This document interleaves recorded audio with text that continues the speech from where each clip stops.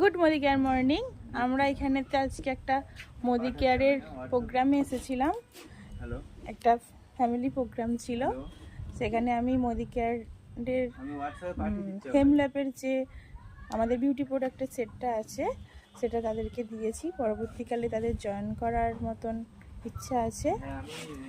এখানের প্রকৃতিটা খুবই সুন্দর, তাই একটু ভিডিও করে নিলাম। সামনেই নদী, এর পাশে তাদের বাড়ি।